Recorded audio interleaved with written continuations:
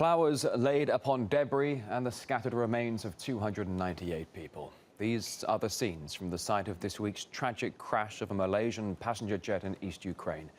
80 of those on board the airliner were children. Russia and the UN have urged for an international investigation, and a team of observers has arrived at the scene. In fact, they arrived on Friday. But as RT's Roman Kosarev now reports, the local self-proclaimed authorities say international involvement has actually been extremely slow in coming.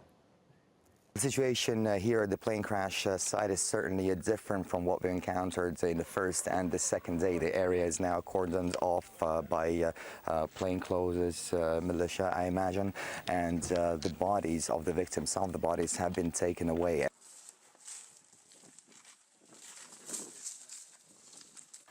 The self-defense forces in control of this area say they've made several appeals to the international community to get a team of experts here as soon as possible.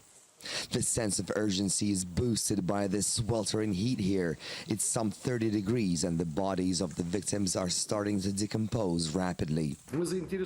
We want a comprehensive and objective investigation, but we don't feel like there's enthusiasm among the international community and experts. Several dozen experts are currently in Kiev. We're asking them, please come here faster.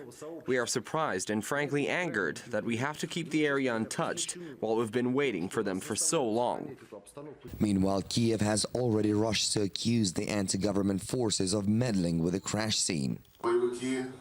The pro-Russia fighters are not allowing investigators to collect and transfer the evidence.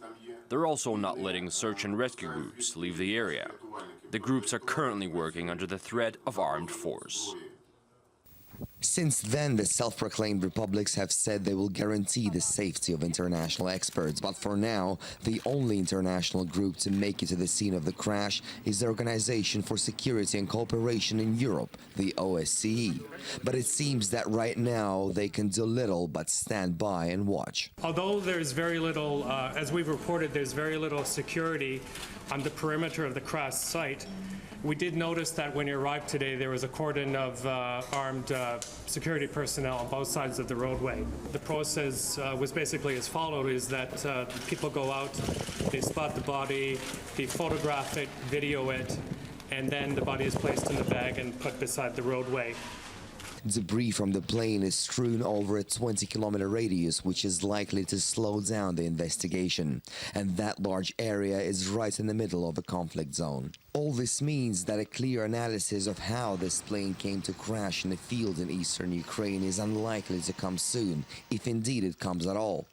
And that is a heavy burden for many of the relatives of the victims who plan to come here soon to the scene of the disaster.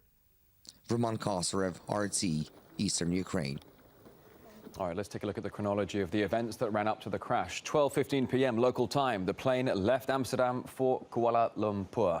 4:21 p.m. Ukrainian time, all radio and radar contact with the flight is lost. Within the hour, the crash site located, though there were no survivors. Now, by 8 p.m., both Kiev and anti-government troops had denied shooting down the plane, instead pinning the blame on each other. Then the process of identifying the victims began, leaving Malaysian authorities ultimately the task to notify hundreds of grief-stricken relatives, the vast majority of those, of course, dealing with a state of shock.